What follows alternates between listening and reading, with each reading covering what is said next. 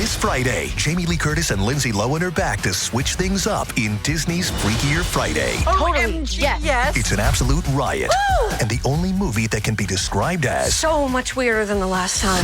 What last time? it's the frequel You ready? we've been waiting for. That absolutely slays. What deeply out-of-touch old person came up with that? You did. Wow. Don't miss the comedy event of the summer for all ages. Disney's Freakier Friday in theaters this Friday. Get tickets now. Rated PG. Parental guidance suggested. It's Wednesday Addams. I see you're trying to distract yourself from your own banal thoughts. Let me help. Here's a recording thing made of my latest root canal.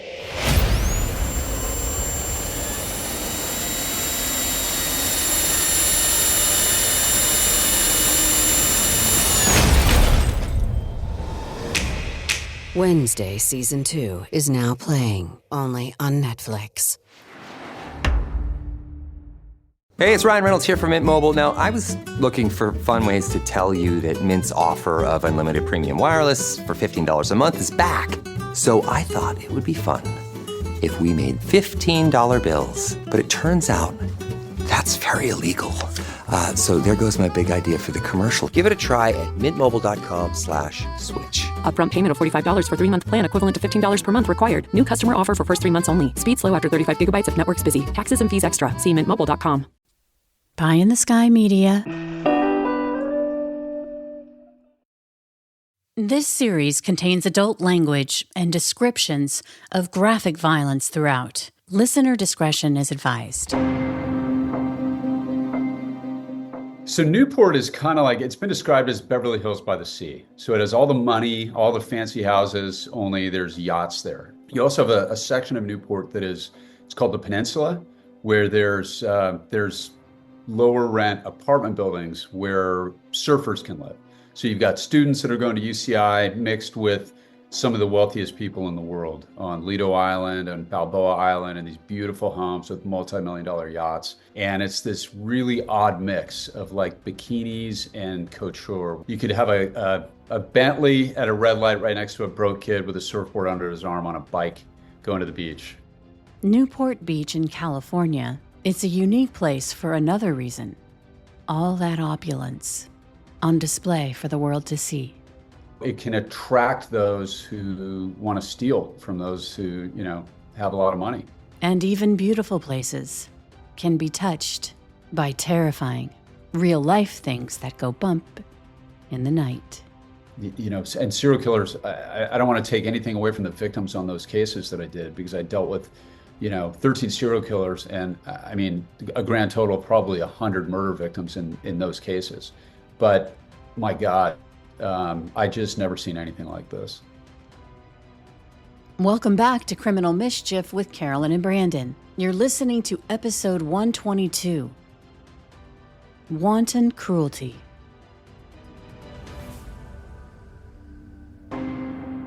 It's October 2012. And Michael's life is going great. He shares a house with his roommate Billy in Newport Beach, just a block away from the surf and sand, and he runs a successful medical marijuana dispensary business. It was after midnight on October 2nd, and Michael is getting ready for bed. His roommate Billy was out of town, but Billy's girlfriend, Mary, who'd been staying at the house, had already turned in for the night. Mary Barnes was the girlfriend of Michael's roommate, who was out of town that weekend, and she had just moved from the East Coast to Orange County. It's like her first week, and she moved in with her boyfriend and was spending the night. That's Matt Murphy. I'm a former senior deputy district attorney from the Orange County DA's office and author of the Book of Murder. Michael was asleep upstairs, had been for a couple of hours, when he was roused from a deep sleep. A noise, something unfamiliar. He was trying to suss out the origin of the sound as he, within seconds, became incrementally more conscious, then realizes he's not alone. Suddenly, he's awake, with heart-pounding fear. There's an intruder in the house, pointing a gun at him. Michael tried to push the gun away from his face. And that's when the beating began. He was cracked over the head with the butt of a shotgun, and pummeled from multiple directions by feet and fists. It wasn't just one guy. It was 3 masked, armed intruders. He's woken up being beaten with a pump-action shotgun. They came with restraints, with plastic zip ties. They somehow got into the house, which the victims did not know how that was accomplished. Michael was then blindfolded. Duct tape was slapped across his face, and his wrists and ankles were cinched with zip ties. Immobilized, Michael was brutally dragged downstairs, and Mary, who had also been snatched out of bed, blindfolded and zip-tied too, could hear the thwap as Michael's head hit each step on the way down of the staircase. The men demanded Michael tell them where he'd stashed the $1 million. Michael said he didn't know what they were talking about. He didn't have $1 million in the house or anywhere else. Even though Mary and Michael couldn't see their intruders, their intentions became clear when they heard them rummaging throughout the house, asking Michael where he hid the money. And again, Michael tells them he doesn't have $1 million in cash, but he does have some money in a safe at his business. It sounds like they kept repeating they thought he had $1 million. Right, so they kept demanding $1 million, and we had no idea where that came from, and our victim had no idea where it came from. And what he kept telling them is, look, I have cash in the most logical place. I have cash in the business. I have a safe in the business. Take me there now and I'll give you every penny of it. And it wasn't $1 million, but it was, he's like, and I think he told them, I've got, I think he said either 40 or 60,000, I can't even remember. Like, I've got money in there. Let's go get it. It's yours. Just don't hurt me. Matt says the armed intruders dragged Michael and Mary into a van and started driving. They have no idea where these men are taking them, and Mary can only listen as she sits in the back of the van near Michael, who's being beaten and tortured. She feels helpless as Michael cries out in pain as he's being tasered in between being burned with a blowtorch. They were using fake Mexican accents, is the way they described it. And they had like corrido or mariachi music blasting on the stereo the entire time as they're torturing our male victim all the way out into the desert for hours. As the men demand the money from Michael, insisting that he'd buried the $1 million in cash in the desert. In between the beating, the tasering, and the blowtorch to his back and sides, the men are relentless. They keep demanding the $1 million, convinced that he's buried it somewhere in the desert. Michael pleaded with them. They could have the money he had in a safe, but they don't want that. They want the $1 million. They kept saying, fuck you, we want the $1 million. We know it's buried out here. And he, again, had no idea what they were talking about. It felt like they'd been driving forever, but from the back of the van, based on the speed and the sound of the roadway, which had been smooth and no stops for traffic lights, to Mary, it felt like they'd been on the freeway. But then the road changed.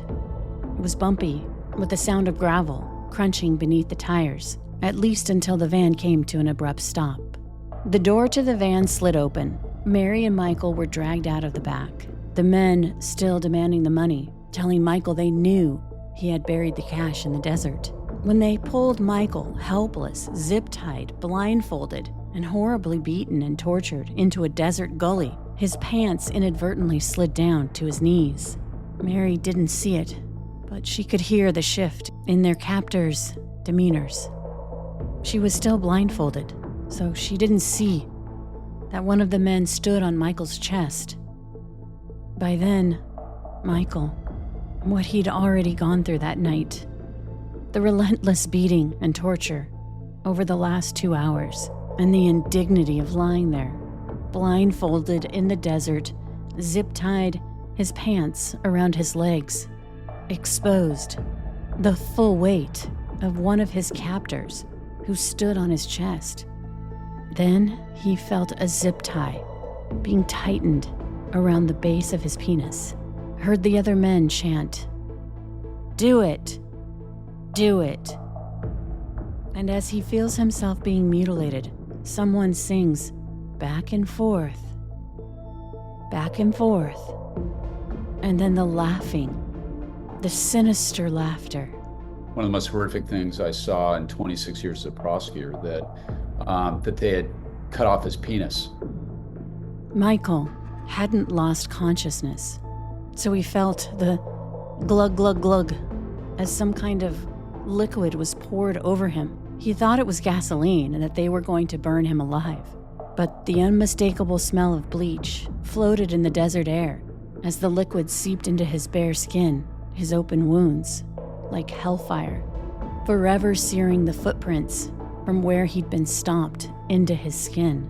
Mary, from her position, slumped on the desert floor, heard one last thing from one of their abductors. He said to her, "I'm gonna take this and throw it, and if you can find it, you can live. Today is your lucky day." Mary heard a thunk on the ground, then the sound of footsteps as the three men piled back into the van, the start of the ignition, and finally, she heard gravel spitting from the back of the rear tires as they drove away.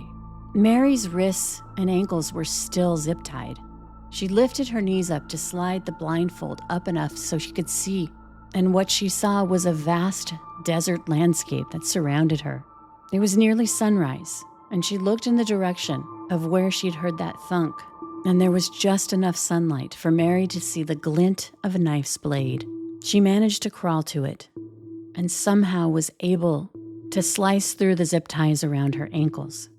Miraculously, she saw headlights in the distance. About a mile away, she knew Michael's life was in her hands. Mary sprinted past sagebrush. It was a land of desolation, a landscape of sloping hills and valleys where intermittent telephone poles seemed to go on forever. But how many cars drove through the desert on a regular basis? She had to get to that one. She just had to. It was early in the morning. The sun was just coming up, and a man was driving through the Mojave Desert on his way to work. There's a woman who is running through the open desert in pajamas with a blindfold just up over her eyes. Her hands are still zip-tied behind her back, and she manages to flag down, of all the cars, a police officer who's on his way to work, who's a sheriff's deputy in a patrol car. Mary quickly tried to explain how she and her roommate Michael were kidnapped, that he'd been beaten and tortured and needed medical attention as soon as possible, and that despite everything that she'd been through, she would be able to lead them back to Michael. They're able to somehow find the road that this van had taken into the desert, and they tracked him down. They found our victim, and he'd been horrifically tortured. He was still bound. He was on his side. And as they began to examine him further, they discovered that they had cut off his penis. Michael was rushed to the hospital. And based on Mary's information that she and Michael had been kidnapped 140 miles away, that was the jurisdiction of the Newport Beach Police. Sometimes you get crazy cases where your victim doesn't die, but you're in it because the detectives called you because it's crazy and it's heavy and they need immediate help. And I got the call from my detectives at Newport saying, we got a horrible one. The detectives called Matt because Orange County is unique when a serious crime has been committed. Essentially, instead of doing the assembly line, the traditional police investigate, one prosecutor looks at the case for filing, another does the preliminary hearing, somebody else does the pretrial, and then somewhere way down the chain, it winds up on the desk as somebody who's going to go try it. Instead, what they do is you get into a specialized unit like sexual assault or homicide, and you're assigned a patch. You're assigned a section of the county that's automatically going to be yours for that type of case. So for 2002 to 2019, I was the homicide deputy assigned to Newport Beach, Costa Mesa, Laguna, and Irvine. So that way the police, there's no middleman. The police can reach out directly to their assigned deputy if it's something really heavy. And that way you immediately get the call, you go to the crime scene typically, especially on the murders. I'd roll out in the middle of the night with my investigator, and you're there to assist the police in search warrants and things like that as they conduct their investigation. And then you do every part of the case. You decide when there's enough evidence. You file charges, you decide who there's enough evidence against, what charges to file, who to make deals with, if you need to roll somebody in a conspiracy, for example, and you kind of go all the way up the chain, all the way through the jury trial and sentencing. The case is yours for all purposes. As it would turn out, this kind of camaraderie has been critical in solving cases. If you win a few cases for a department and you work with the same detectives over and over again, they tend to trust you a lot more. And so when you say, hey, we need more probable cause for that warrant, or we need more investigation on this person, it works better. Everybody wins because the cases tend to be more complete, the investigations tend to be more thorough, and you tend to catch the bad guys a lot more often. Because it sounds like it really becomes a team sport as opposed to an individual game. Because a lot of times in the detectives I've talked to, and there seems to be this is total overgeneralization, but like detectives are like, we didn't have enough to charge, the prosecutor wouldn't do it. But it seems like you're like, hey, this is what we need, and we just need a little bit more. And that kind of has a different vibe to it than like you being the person to put the kibosh on all this hard work that is that the camaraderie that you're talking about that's developed? That's exactly right. On the really heavy stuff, on rapes, child molests, and especially murders, you have a real interactive process where the DA will be at the police department going through the evidence with the detectives. So it's more of a dialogue, and you let them know, and as an attorney, the idea is you've got the legal knowledge and you have the experience. And I mean, before you get to homicide, I think I had 80 jury trials under my belt before I went in there. And so you have an expertise, and they let you really kind of focus. They let you become kind of a specialist in one area of law. It's not a state bar recognized specialty, but when you're doing just one kind of case every single day, you learn every nuance of that area of the law, the difference between a first degree murder and a second degree murder, and how immunity would work. And you really immerse yourself in all things that subject matter. So in homicide, you're immersed in all things brutal death, from decomposition to autopsies. And in doing trial after trial, you get a unique sense of what a jury's going to respond to, what the court will allow, what's going to survive on appeal. All of these considerations, which for the victims of violent crime really is critically important, because the worst thing that can happen, especially to a family that loses a loved one, is to go through an entire process just to have the case get reversed on appeal. That's awful. So Matt was called that morning because of the serious nature of the case, but also as a homicide prosecutor, investigators didn't know if Michael would survive his injuries. Did they think that he possibly might not survive? So that's why they called you? Well, yeah, he was in severe shock. He'd been, I think he was suffering from exposure. This was but he'd been beaten. He'd been burnt with a blowtorch. He had bleach torn all over him, and he was in horrific shock. So he was definitely, this is definitely a incredibly dangerous, precarious position that they'd left this man in. So yeah, I got the call because it could have easily turned into a homicide if he didn't survive, which is when you want to get brought in as a homicide prosecutor. Meantime, in the desert, first responders formed a massive grid search. First responders or volunteers or whoever literally lock arms and walk through an area where everybody's eyes are on the ground looking for something. Sometimes they'll do that for pieces of evidence that are missing. And this, of course, was, the hopes were that they could recover this man's penis so it could be reattached. So that's ongoing when I get brought into the case. And so as the minutes are ticking by on that, we're realizing the worst scenario, that these guys not only sexually mutilated him, but they took it with them to ensure that it could never be reattached. It's back to school season, and Clorox is donating 2 million disinfecting wipes to classrooms across America. Because back to school means things can get a little bit messy. Just ask kindergarten teacher Miss Gibson. Give me just one Clorox wipe and I'm ready for glitter glue, exploded lunchbox yogurt, peanut butter handprints, runny noses, picking noses, rubbing noses. Touching noses. Thank you, Edward. Ooh, nap mats and lockers and tissue boxes. And Clorox scissors. disinfecting wipes. Teacher's #1 wipe. Clean feels good. Based on unit sales data. Subtle results, still you, but with fewer lines. Botox Cosmetic, out of botulinum toxin A, is a prescription medicine used to temporarily make moderate to severe frown lines, crow's feet, and forehead lines look better in adults. Effects of Botox Cosmetic may spread hours to weeks after injection, causing serious symptoms. Alert your doctor right away as difficulty swallowing, speaking, breathing, eye problems, or muscle weakness may be a sign of a life-threatening condition. Patients with these conditions before injection are at highest risk. Don't receive Botox Cosmetic if you have a skin infection. Side effects may include allergic reactions, injection site pain, headache, eyebrow and eyelid drooping, and eyelid swelling. Allergic reactions can include rash, welts, asthma symptoms, and dizziness. Tell your doctor about medical history, muscle or nerve conditions including ALS or Lou Gehrig's disease, myasthenia gravis, or Lambert-Eaton syndrome, and medications, including botulinum toxins, as these may increase the risk of serious side effects. For full safety information, visit BotoxCosmetic.com or call 877-351-0300. See for yourself at BotoxCosmetic.com. This message is sponsored by Greenlight.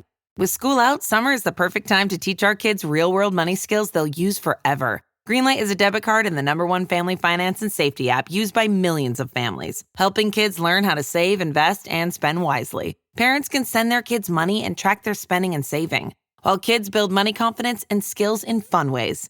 Start your risk-free Greenlight trial today at greenlight.com/Spotify. That's greenlight.com/Spotify.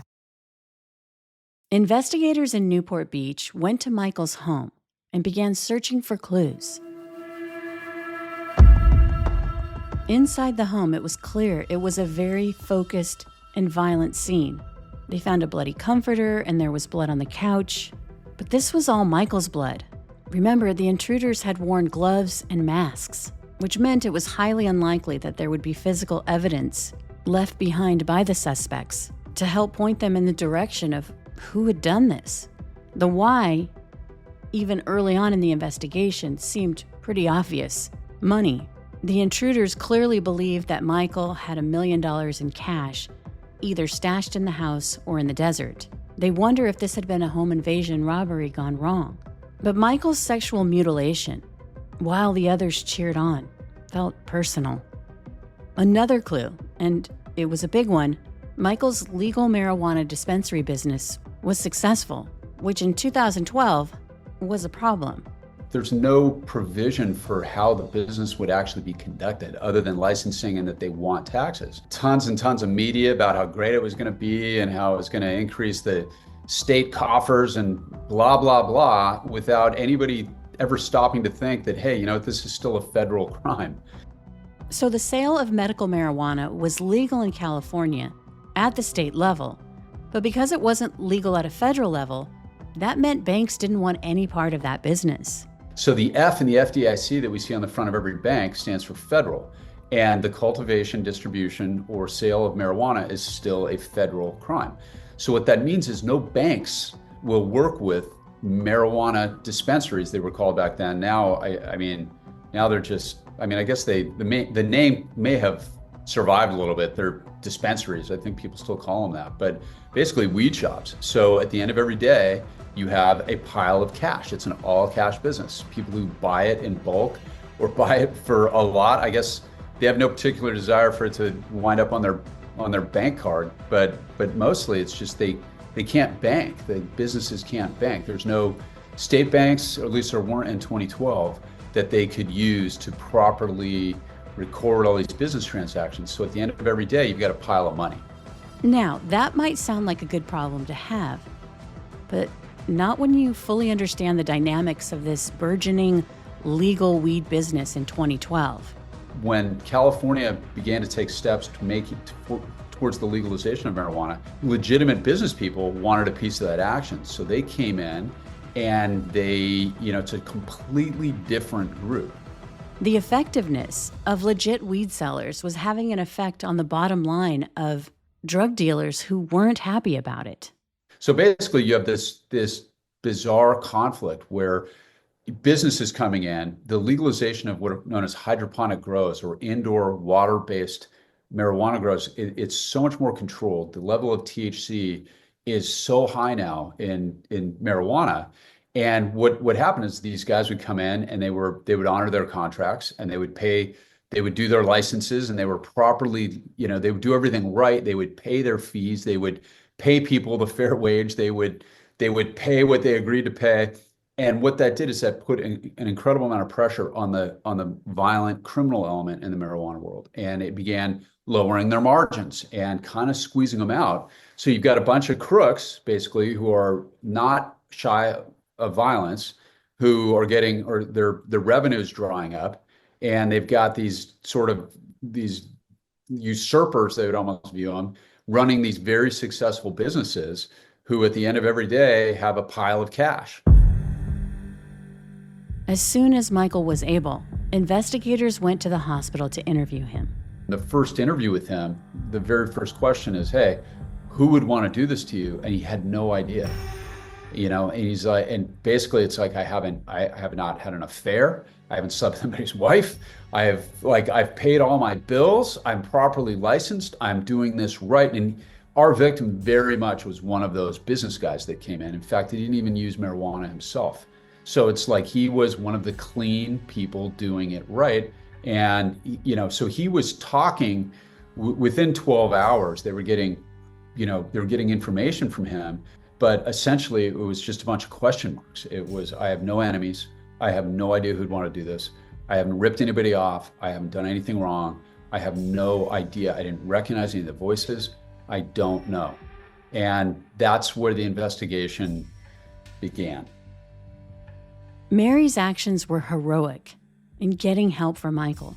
But when it came to the investigation, because she was blindfolded, she couldn't really help fill out any more details as to who the suspects could be. So she's able to describe all this information, but had no idea who might have done it. She never saw anything. They were blindfolded.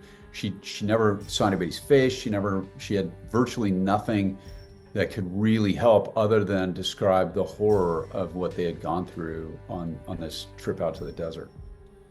Now, even though Michael said he had no enemies, clearly someone felt they were close enough to him to believe he had a lot of cash on hand. At the time, Michael owned 3 weed dispensaries. And one thing investigators knew about the medical marijuana industry in 2012 was that it had attracted the cartel. And what had been done to Michael was so brutal. It had to be in retaliation for something Michael had done to someone. Because this kind of crime, cutting off a man's penis, and the extra level of cruelty to take the appendage with them, what had Michael done to cause someone to be that enraged? Any narcotics detective in California will tell you that some of the biggest investors in these marijuana dispensaries are Mexican drug cartels. So this is, there's a lot of problems with that business. I have no problem with anybody that wants to, use marijuana for personal use, but there's a business side of this and a danger to a lot of these things that just hasn't been adequately addressed. So that's the background of this.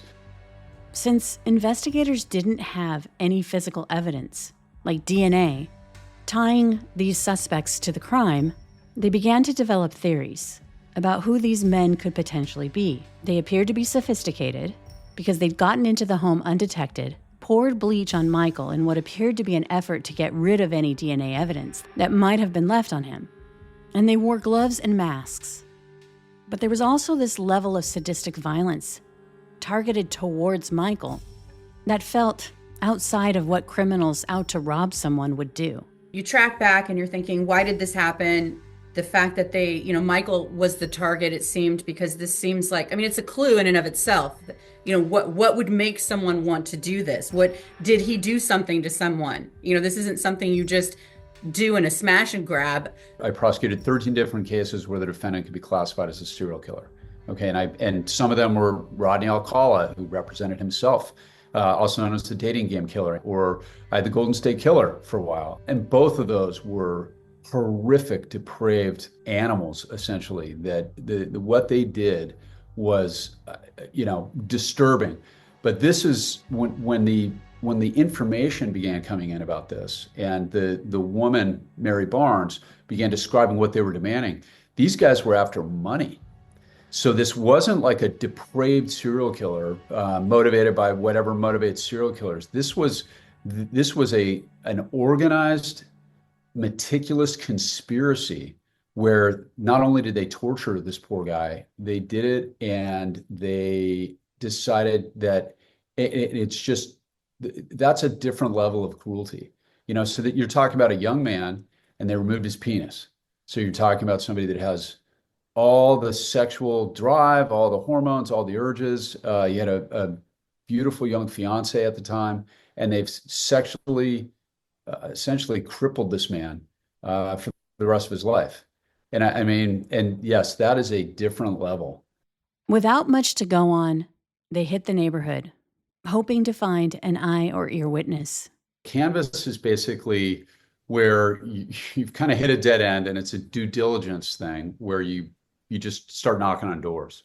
And they send, police officers out to knock on the doors of the neighbors to see if they have heard anything or saw anything that maybe help hone the investigation. And what almost always happens in a canvas is you hear all kinds of stuff, and of course the neighbors want to help, and you wind up getting a bunch of stuff that has nothing to do with your investigation, and they tend to suck up a lot of resources. So it's like you'll get, I heard a noise down by down the street. I heard some crazy sounds, but it could be the raccoons in the trash can again, or, yeah, I did, and they'll point to the different direction. I heard a woman screaming, but it could have been my neighbor fighting with his wife again. So you get people that want to supply information. They just don't have anything that's helpful. And I don't know if you caught that, but Matt said what almost always happens in the canvas is that they're a resource suck. But on the last house they went to in the neighborhood, one that was behind Michael's home and across an alley, they spoke to a woman who often looked out the window of her home and paid attention to the goings-on in the neighborhood. There's an alley, and then there's neighbors on the other side of the alley, and they knock on one of those doors, and a woman answers the door who said, I did see something strange. I saw these boys with hard hats that appeared to be too new, and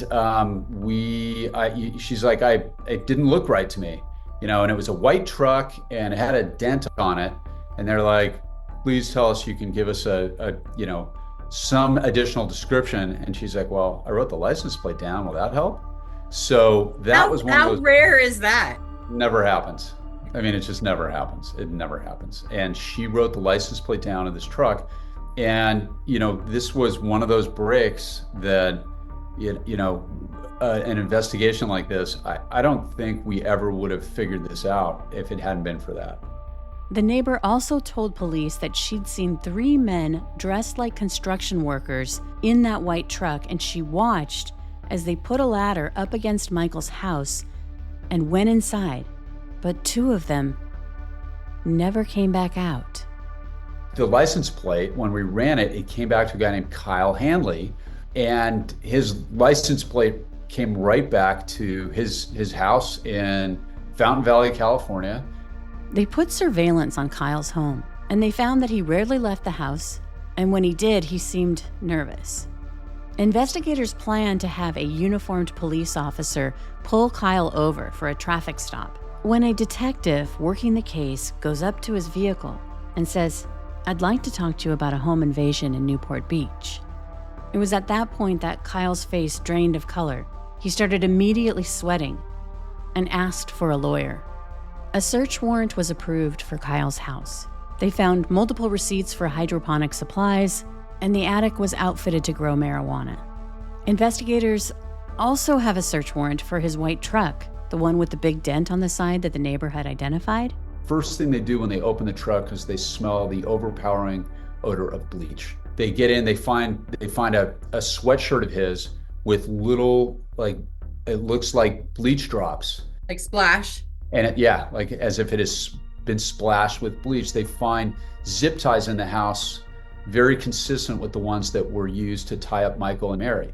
So, and then we find one on a plastic bag in the backyard, and then a further search of his truck revealed a blue nitrile glove that we submitted to the crime lab for testing. So we submitted the zip tie found on the trash bag for genetic testing, and we submitted this nitrile glove found in his truck for genetic testing. Detectives ask Michael if he knows a Kyle Handley, and he's like, "Yes, I do know him." So now we've got our first connection to the marijuana world. And Kyle had been a grower that Michael had purchased marijuana product from before. And in fact, then Michael said that they'd had a successful year the year before, and he actually took Kyle and a bunch of other people that were a part of the business, like, people that were growers or people that were somehow connected. They had a great year, so he had a party in Vegas, and he invited Kyle out and he paid for his room. So, and again, all cash business. So I can only imagine that what Kyle saw was our victim with cash, because again, it's all cash. Kyle would be arrested, and it would take a few weeks, but DNA would finally come back on those gloves that were found in his truck. Lo and behold, we get a hit on the nitrile glove to a guy named Hussein Nairi. Nairi's DNA in the glove, and then we've got an unknown male DNA on the zip tie, who is neither Kyle Hanley nor Nairi, but we know that there's 3 men involved in the kidnapping. So now, next question, the hot question of that moment was, where is Hussein Nairi? And we learned very quickly that he has fled back to his native country of Iran. So now our mastermind, or who appears to be our mastermind, is in the one country in the world that will literally never extradite one of their citizens to the United States.